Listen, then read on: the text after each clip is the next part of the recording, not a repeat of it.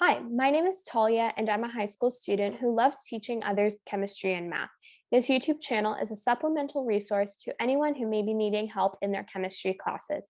This week, I'm going to be talking about hydrates. It's going to be a super quick video, and I'm just going to give an overview on the topic. So if you need help with hydrates, feel free to keep on watching. And without further ado, let's get started.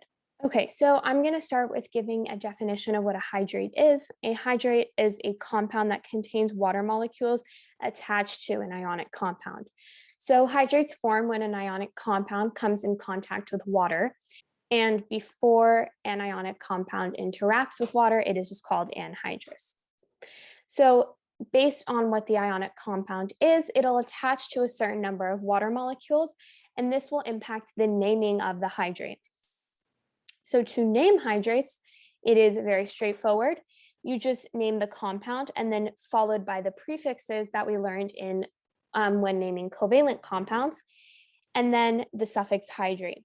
And you use a prefix based on how many water molecules there are attached to the ionic compound. And you'll know that based on what the formula looks like. So the formula is also written with a dot separating the ionic compound and water molecule. So we are going to practice doing this with two examples.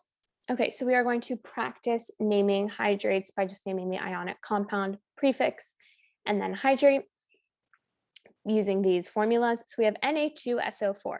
So if you remember from the ionic compound videos, this is going to be sodium sulfate. That is the name of the ionic compound. And then we have 10 water molecules. So we are going to use the prefix deca.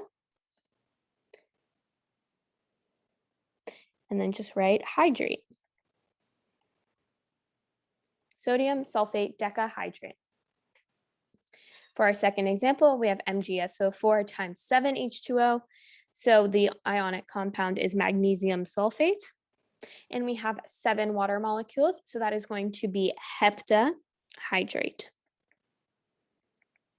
And if you need more help with naming these ionic compounds or remembering the prefixes, I recommend you watch my previous units videos where I go into depth about naming each kind of ionic compound and covalent compounds and acids.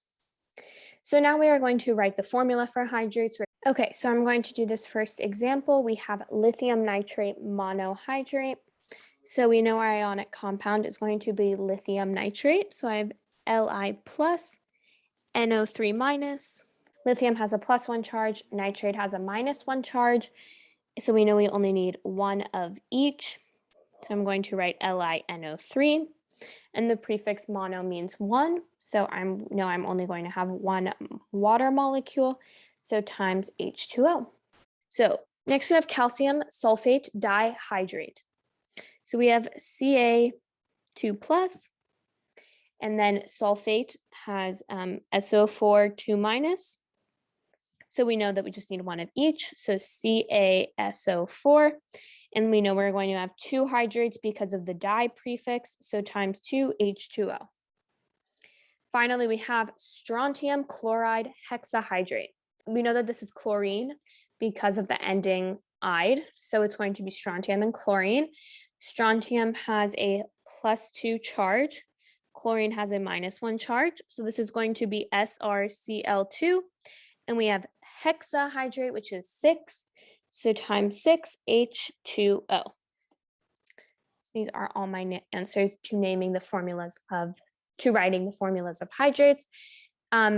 Very straightforward. If you already have a solid understanding of naming ionic compounds, you just write the formula for the ionic compound, figure out how many water molecules there are, write the dot, and then use the prefixes to write the amount of water molecules. So I hope you enjoyed this week's video on hydrates. Next week, I'm going to be talking about percent composition. So if you need help with that topic, feel free to join me back. If you have any questions, feel free to leave them in the comments, and in the description box, I will also put a link to my website where you can schedule tutoring with me if you would like. Again, I hope you enjoyed, and good luck with learning the rest of your chemistry.